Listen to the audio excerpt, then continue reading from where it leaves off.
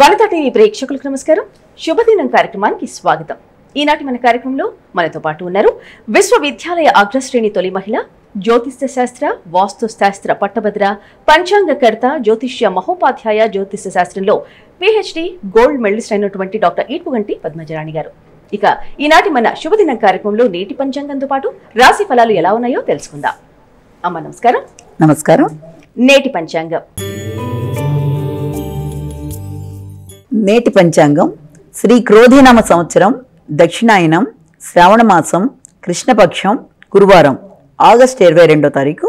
సూర్యోదయం ఉదయం 6 గంటల 1 నిమిషానికి, సూర్యాస్తమయం సాయంత్రం 6 గంటల 37 నిమిషాలకి, తిథి తదియ మధ్యాహ్నం 1:46 నిమిషాల వరకు, నక్షత్రం ఉత్తరాభాద్ర రాత్రి 10 గంటల 5 నిమిషాల వరకు, యోగం ధృతి మధ్యాహ్నం 1:11 వరకు, కరణం విష్టి మధ్యాహ్నం 1:46 వరకు, భవ రాత్రి 12:10 నిమిషాల వరకు, రాహుకాలం మధ్యాహ్నం 1:53 నుంచి 3:28 వరకు, గుళిక కాలం ఉదయం 9:10 నుంచి 10:44 వరకు, యమగండం ఉదయం 6 గంటల 1 నిమిషం నుంచి 7 గంటల 35 నిమిషాల వరకు, అభిజిత్ ముహూర్తం మధ్యాహ్నం 11:54 నిమిషాల నుంచి 12:44 నిమిషాల వరకు, దుర్ముహూర్తం ఉదయం 10:13 నుంచి 11:03 నిమిషాల వరకు, తిరిగి మరల మధ్యాహ్నం 3 గంటల 15 నిమిషాల నుంచి 4 గంటల 6 నిమిషాల వరకు, అమృతకాలం సాయంత్రం 5:47 నుంచి 7:13 వరకు, వర్జ్యం ఉదయం 9 గంటల 10 నిమిషాల నుంచి 10 గంటల 36 నిమిషాల వరకు.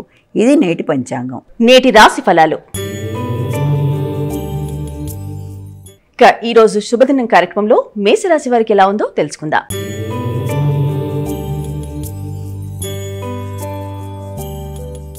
అమ్మ, మేషరాశికి ఎలా ఉంది? మేషరాశిలోకి వచ్చే నక్షత్రాలను తీసుకున్నట్లయితే అశ్విని 4 పాదాలు, భరణి 4 పాదాలు, కృత్తిక 1వ పాదం మొత్తం కలిపి మనం మేషరాశిలోకి తీసుకుంటాము. ఈ మేషరాశి వారికి ఈ రోజున ముఖ్యమైన కార్యక్రమాల్లో శ్రమాధిక్యత అధికంగా ఉన్నప్పటికీ పట్టుదలగా వాటిని సాధించడానికి కృషి చేస్తారు. అలాగే ఖర్చులు అనేవి అధికంగా ఉన్నప్పటికీ కూడా వాటిని సరైన ప్రణాళికాపరంగా ఖర్చు పెట్టే విధంగా ఆలోచనలు చేయడానికి చేసే ప్రయత్నాలు కొంతవరకు అనుకూలంగా ఉంటాయి. అలాగే తండ్రి, తల్లి విద్యా సంబంధమైన అంశాల గురించి ఎక్కువ దృష్టి సారిస్తారు. తదుపరి రాశి వృషభ రాశి.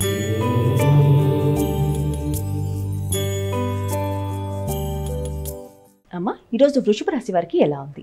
వృషభ రాశిలోకి వచ్చే నక్షత్రాలను కూడా మనం తీసుకున్నట్లయితే ముందుగా కృత్తిక 2, 3, 4 పాదాలు మరియు రోహిణి 1, 2, 3, 4 పాదాలు, మృగశిర 1, 2 పాదాలు కలిపి మనం వృషభ రాశిలోకి తీసుకుంటాము.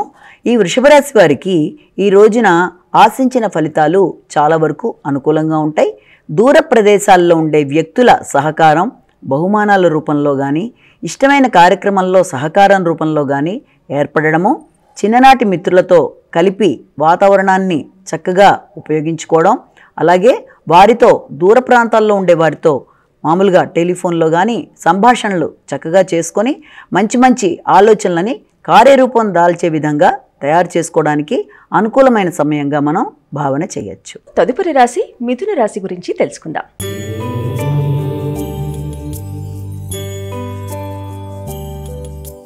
అమ్మ, మిథున రాశి వారికి ఈరోజు ఎలా ఉంది? మిథున రాశిలోకి వచ్చే నక్షత్రాలు మనం మృగశిర 3, 4 పాదాలు, అలాగే దాంతోపాటుగా ఆరుద్ర 1, 2, 3, 4 పాదాలు, పునర్వసు 1, 2, 3 పాదాలు కలిపి మనం మిథున రాశిలోకి చెప్తాము. మిథున రాశి వారికి ఈ రోజున విషయాలలో వృత్తిపరంగా ఆదాయానికి సంబంధించిన విషయాలలో చర్చలు చేస్తారు. అంతేకాకుండా కుటుంబపరమైన అంశాలలో ఎక్కువ దృష్టి సారించటము, వృత్తికి సంబంధించిన విషయాలలో నూతన బాధ్యతలు, కొత్త వ్యక్తుల్ని కలవడం, ఆ పరిచయాల ద్వారా కొత్తగా ఆలోచనలు చేసి మరి ఇంకొంత కృషితో ఇంకా కొన్ని ఉద్యోగ ప్రయత్నాల కోసం వాళ్ళు ఆలోచనలు చేయడం, కుటుంబ సభ్యులకి కూడా వృత్తిపరంగా నూతన అవకాశాలకి ఈ రోజున మనం అనుకోవచ్చు. తదుపరి రాశి కర్కాటక రాశికి ఎలా ఉందో అమ్మ మాటల్లో తెలుసుకుందాం.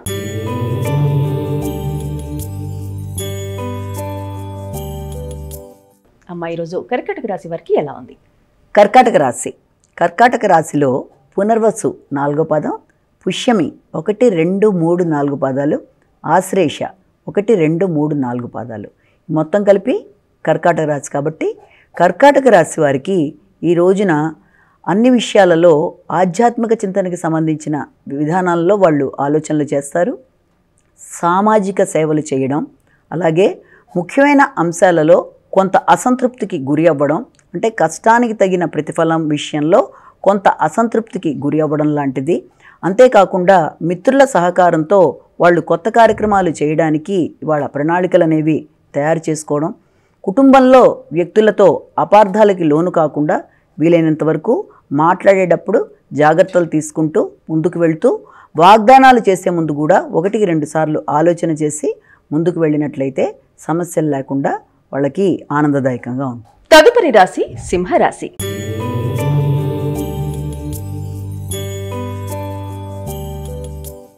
సింహరాశి వారికి ఎలా ఉంది?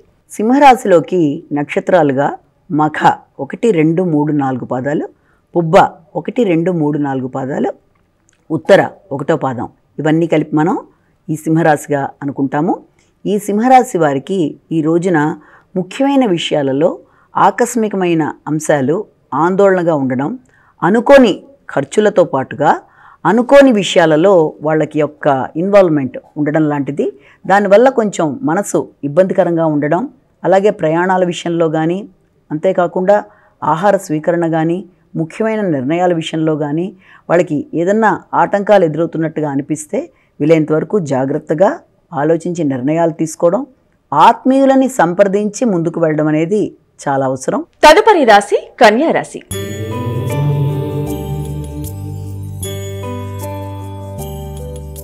అమ్మ, కన్యా రాశి వారికి ఈ రోజు ఎలా ఉంది? ఉత్తర 2, 3, 4 పాదాలు, హస్త 1, 2, 3, 4 పాదాలు, చిత్త 1, 2 పాదాలు కలిపి మనం కన్యారాశిగా అనుకుంటాము.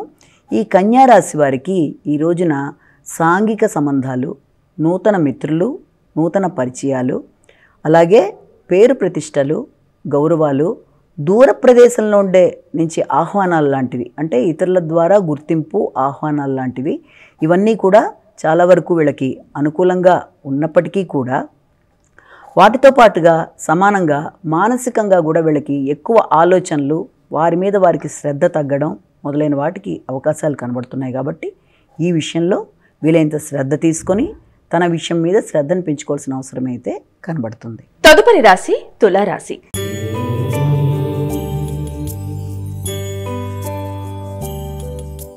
అమ్మ, ఈరోజు తులారాశి వారికి ఎలా ఉంది?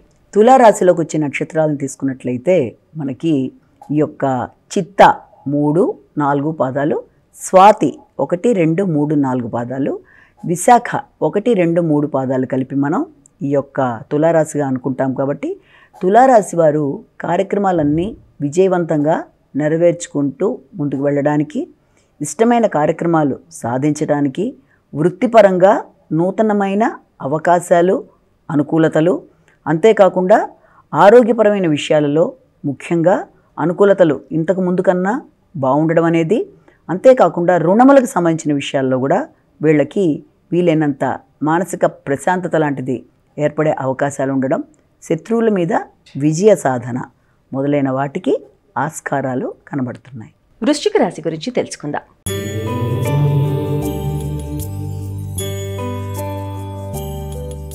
అమ్మ, వృశ్చిక రాశి వారికి ఈరోజు ఎలాంటి ఫలాలు ఉన్నాయి? వృశ్చిక రాశిలోకి వచ్చే నక్షత్రాలుగా తీసుకుంటే విశాఖ 4 పాదం, అనురాధ 1, 2, 3, 4 పాదాలు, అలాగే జ్యేష్ఠ 1, 2, 3, 4 పాదాలు, ఇవన్నీ కలిపి మనం వృశ్చిక రాశిలోకి తీసుకుంటాం. వృశ్చిక రాశి వారికి సంతాన సంబంధమైన ఆలోచనలు, వారి అభివృద్ధి కోసం కృషి అధికంగా చేయడం అనేది, వారి విషయంలో మిత్రుల సహకారాన్ని కోరుకోవడము, లేక మిత్రులే సహకరించే అవకాశాలు లాంటివి, అంతేకాకుండా ఇష్టమైన వ్యక్తులతో సమయాన్ని గడపడము, ఆధ్యాత్మికమైన చింతనలో కూడా కొత్త విధానాలు అవలంబించుకుంటూ ముందుకు వెళ్ళడం. అయితే చాలా ముఖ్యమైన వాటిలో అంటే ఏదన్నా వీళ్ళు చేద్దామనుకుంటున్న కార్యక్రమాల్లో కొత్త వ్యక్తుల జోక్యం అనేది కొంత వీళ్ళకి ఇబ్బంది కలుగుతుంది. కాబట్టి వీలైనంతవరకు వీళ్ళ యొక్క వ్యక్తిగతమైన అంశాలలో వీరే నిర్ణయాలు తీసుకుంటూ ముందుకు వెళ్ళిపోవడం అనేది చాలా వరకు మంచిది. తదుపరి రాశి ధనస్సు రాశి.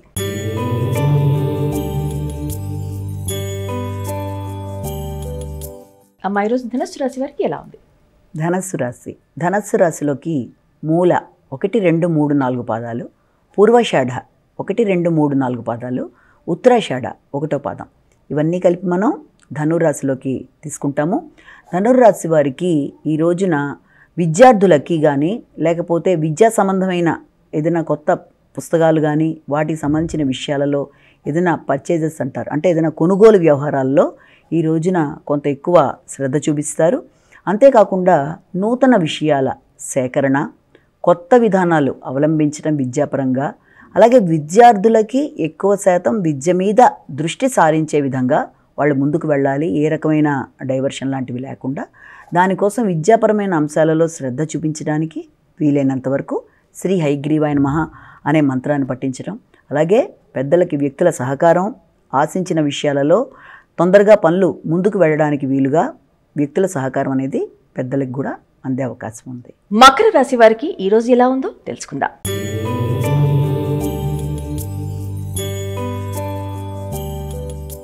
అమ్మ ఈరోజు మకర రాశి వారికి ఎలా ఉంది? మకర రాశి వీరికి ఉత్తరాషాఢ 2, 3, 4 పాదాలు, అలాగే శ్రవణం 1, 2, 3, 4 పాదాలు, ధనిష్ట 1, 2 పాదాలు, ఇవన్నీ కూడా మకర రాశిలోకి రావడం అనేది జరుగుతుంది.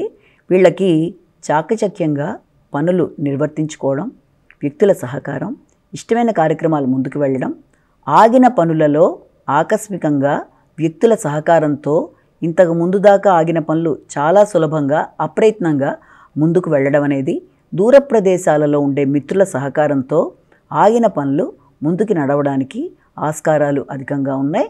అంతేకాకుండా భాగస్వామ్య వ్యవహారాలకు సంబంధించిన విషయాలలో కూడా వీరు ఒక కీలకమైన నిర్ణయాలు తీసుకోవడానికి కూడా ఈ రోజున ఎక్కువ ప్రయత్నాలు చేస్తూ ఉంటారు. తదుపరి రాశి కుంభరాశి.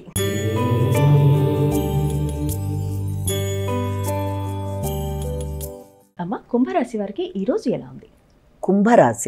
కుంభరాశిలో మనకి ఈ యొక్క ధనిష్ట 3, 4 పాదాలు, శతభిషం 1, 2, 3, 4 పాదాలు, దాని తర్వాత పూర్వభద్ర 1, 2, 3 పాదాలు, ఇవన్నీ కలిపి మనకి కుంభరాశిలోకి వస్తుంది. కుంభరాశి వారికి ఏదన్నా పోటీలకు సంబంధించి కానీ లేకపోతే ముఖ్యమైన రావాల్సిన పెట్టుబడులకు సంబంధించిన విషయాల్లో కానీ ఇవాళ వాటి కోసం వాళ్ళు ప్రయత్నాలు అధికంగా చేస్తారు. అంటే ఆగిన రుణాలు ఎవరికన్నా ఇంతకు ముందు ఇచ్చినవి ఏమన్నా ఉంటే వాటికి సంబంధించి ఈ రోజున వీళ్ళు ఎదురు చూడడం, వ్యక్తులు వాటిని ఇవ్వడానికి ప్రయత్నాలు చేయడం అనేది ఒకటి. అలాగే రెండోది, మాటల వల్ల అపార్థాలు రాకుండా వీలైనంత జాగ్రత్తలు తీసుకోవాలి. అయితే ఆరోగ్య సంబంధమైన విషయాలలో కూడా వీలైనంత జాగ్రత్తలు తీసుకుంటూ ముందుకు వెళ్ళాలి. ఆహార స్వీకరణలో కొత్త ప్రదేశాలలో ఆహారాన్ని స్వీకరించేటప్పుడు కానీ లేకపోతే శారీరకంగా శ్రమ అధికంగా పడుతున్నప్పుడు కానీ వీలైనంత వరకు విశ్రాంతి కూడా వీళ్ళకి చాలా అవసరం అవుతుంది. కాబట్టి ఆహార స్వీకరణ విషయం ఒకటి, విశ్రాంతి విషయంలో ఒకటి, శ్రద్ధ అనేది వీళ్ళకి చాలా అవసరం. మీనరాశికి ఎలా ఉందో తెలుసుకుందాం.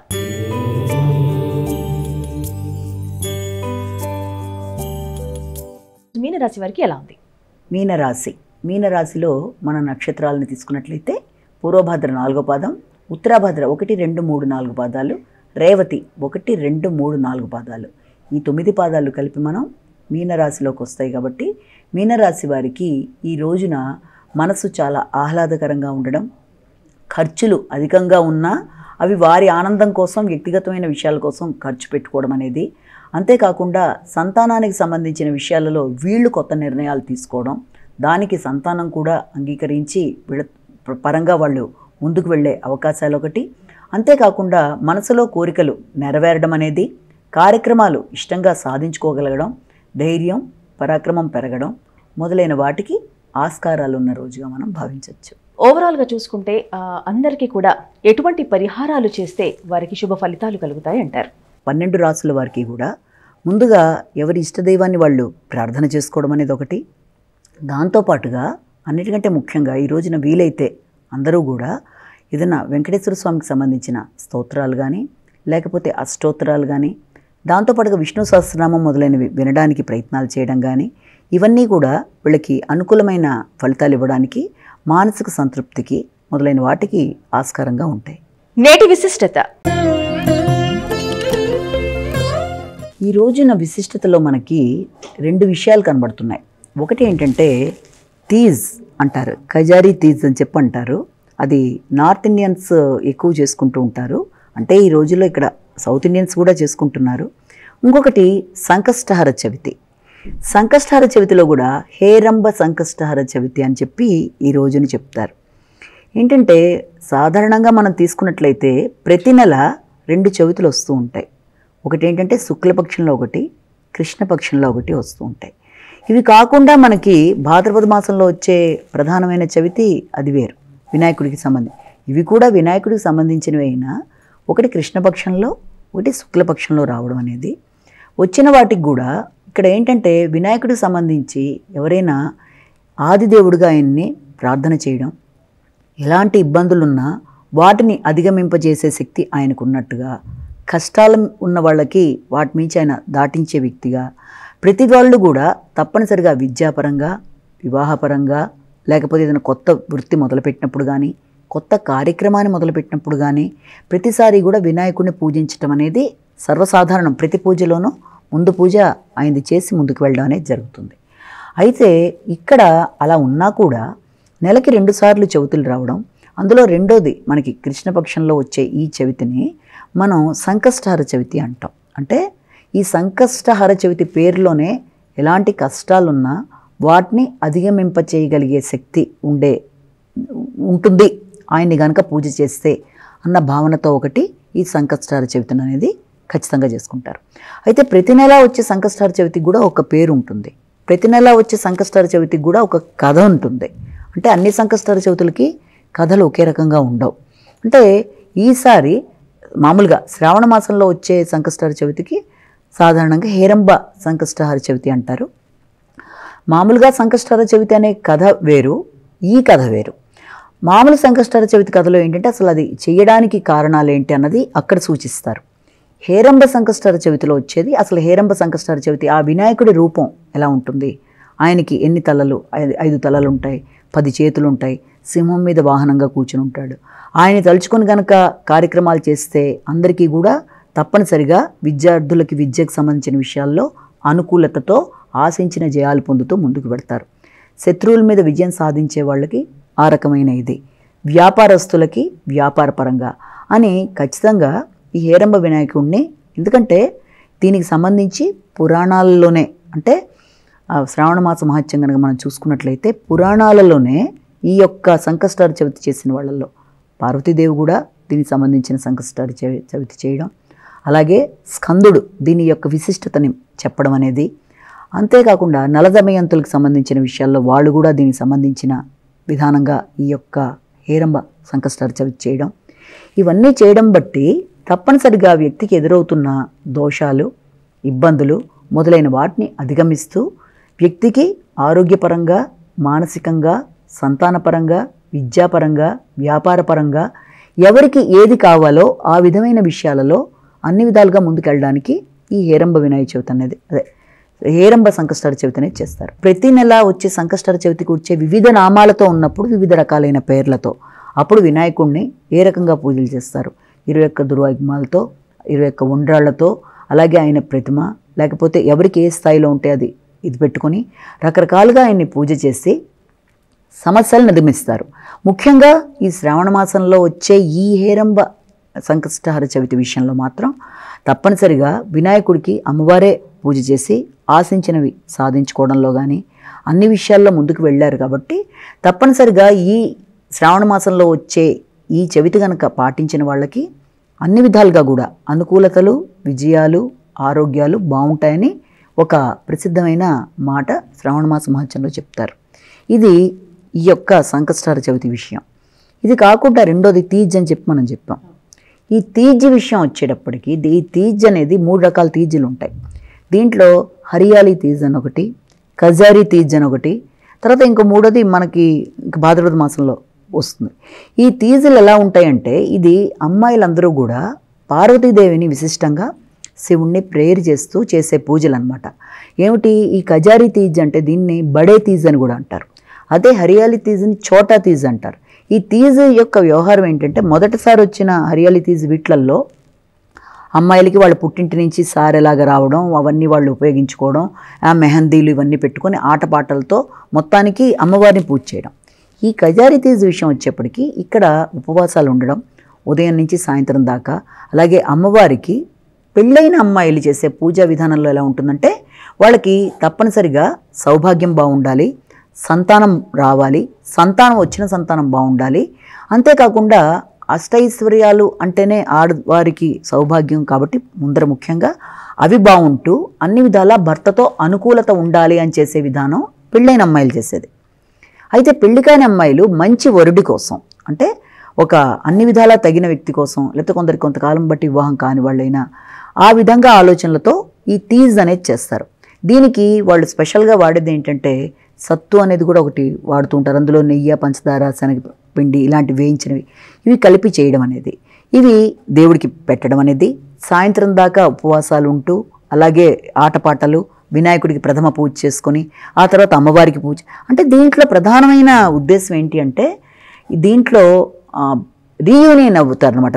మన యొక్క శివపార్వతులు కలిసి ఇక్కడ వివాహానికి ఆవిడ ఎంతో, అది పురాణాల్లో కథ కూడా తీసుకుంటే ఆవిడ ఎంతో కాలం ఆయనతో వివాహం కోసం ఆవిడ పూజలు చేసినా ఆయన తొందరగా ఒప్పుకోనప్పుడు అనేక సంవత్సరాలు కష్టంగా పూజ చేసి మొత్తానికి ఆయన భర్తగా పొందుతుంది ఆవిడ.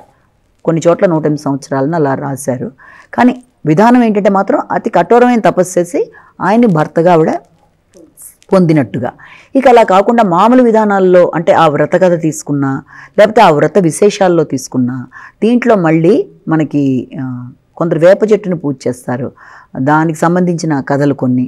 అలా కాకుండా మామూలుగా ఇంకా వ్రత కథను తీసుకున్నట్లయితే ఈ పూజలో ముఖ్యంగా ఆడవారందరికీ కూడా పుట్టింటి నుంచి సారీ టైప్లో ఇందాక చెప్పాను కదా ఆ టైప్లో వస్తాయి. అంటే ఆ రోజున వాటిని వాళ్ళు అలంకరించుకొని, అది వస్త్రాలైనా అంటే కాటుక, బొట్టు ఇవన్నీ కూడా ముఖ్యమైన వస్తువులన్నీ వస్తాయి.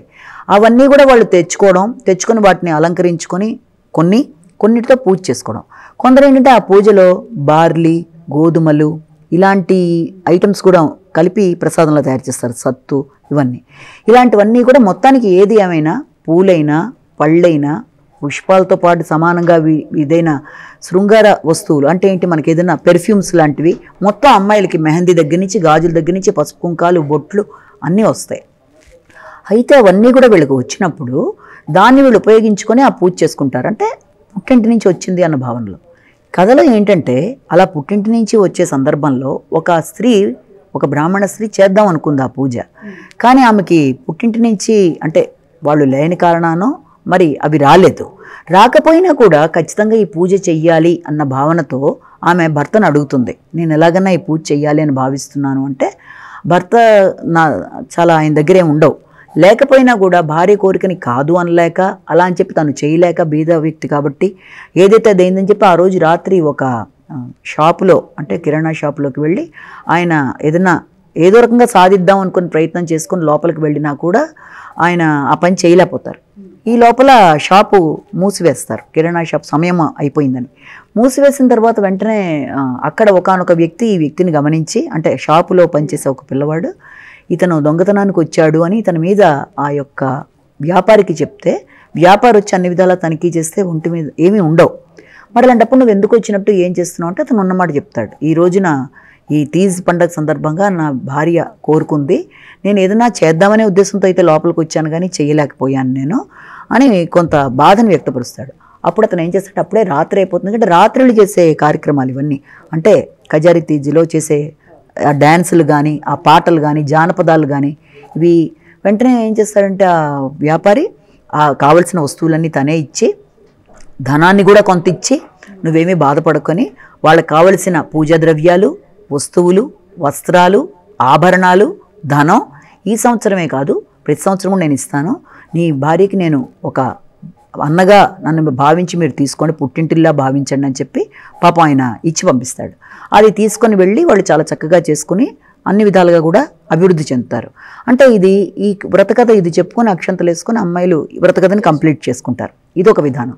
ఇది ముఖ్యంగా బీహార్ ఒకటి, తర్వాత మనకి మధ్యప్రదేశ్, తర్వాత మిర్జాపూర్ అని చెప్పి అక్కడ, తర్వాత దీంతో పాటుగా మనకి వారణాసి మొదలైన ప్లేసెస్లో ఎక్కువ, రాజస్థాన్, ఈ ప్లేసెస్ చేస్తారు. చేసిన అది ఇక్కడ కూడా ఈ మధ్యకాలంలో చాలామంది చేసుకుంటున్నారు. అంటే ఉత్తర భారతదేశ దక్షిణ భారతదేశం అంటే ఎవరు చేసినా, అక్కడ చేసినా ఇక్కడ చేసినా, పేర్లు వేరైనా, విధానాల్లో మార్పులు కనబడ్డా అందరి యొక్క మెయిన్ ఉద్దేశం ఏంటి అంటే అమ్మవారికి సంబంధించి పూజ చేయడం, అమ్మవారి అనుగ్రహంతో వ్యక్తులు అన్ని విధాలుగా ముందుకెళ్ళడానికి, అష్టైశ్వర్యాలు లభించడానికి, సంతాన సౌభాగ్యానికి ఇది చాలా అవసరం అవుతుందని చెప్పి దీంట్లో ఒక భావం. అమ్మా, మరి ఈనాటి శుభదినం కార్యక్రమంలో పంచాంగంతో పాటు చక్కగా ద్వాదశ రాశుల వారికి ఎలా ఉందో చాలా చక్కగా వివరించారు. అలాగే పరిహారాలు, నీటి విశిష్టతలో భాగంగా ఎన్నో సందేహాలను కూడా తీర్చారు. మీకు ధన్యవాదాలు. వీక్షించారుగా, ఇది ఈనాటి శుభదినం కార్యక్రమం. మరో కార్యక్రమంలో మళ్ళీ కలుసుకుందాం. నమస్కారం.